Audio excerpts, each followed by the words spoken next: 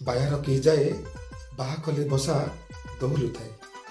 ବାୟା ଚଢ଼େଇର ବସାର କଥା ଇଏ।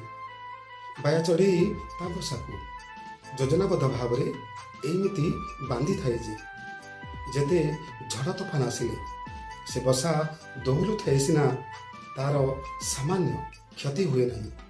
ତାରି ଭିତରେ ବାୟା ଚଢ଼େଇ ସପରିବାର ନିରାପଦରେ ଥାଏ। ହେଲେ ଏ ଲଘୁଚେତା ମଣିଷ ବାୟା ଚଢ଼େଇର ଏ ମନସ୍ତତ୍ଵକୁ ଜାଣିପାରିଲା, ହେଲେ ସଠିକ୍ ଭାବରେ ବୁଝିପାରିଲା ନାହିଁ କିମ୍ବା ନିଜ ଜୀବନରେ ପ୍ରୟୋଗରେ ଆଣିପାରିଲା ନାହିଁ।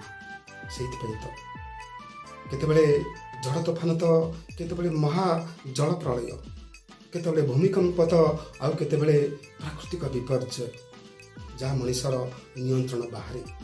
ମଣିଷର ସବୁ ଯୋଜନା, ସବୁ ବିଚାର, ସବୁ ଅହଂଭାବକୁ ଧ୍ୱଂସ ବିଧ୍ୱଂସ କରି ପ୍ରକୃତି କେତେବେଳେ ଉଡ଼ାଇ ନେଇଛି ତ କେତେବେଳେ ବୁଡ଼ାଇ ନେଇଛି ତାର ଅତଳ ଗର୍ଭକୁ।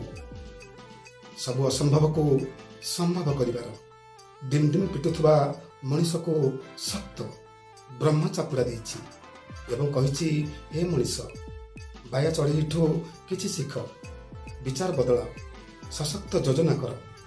ମାଟି ଉପରେ ଠିଆ ହୋଇଥିବା ଗଛ ଯଦି ମାଟିକୁ ବିଦ୍ରୂପ କରିବ, ତେବେ ବିପର୍ଯ୍ୟୟ ଶୁଣିଛି।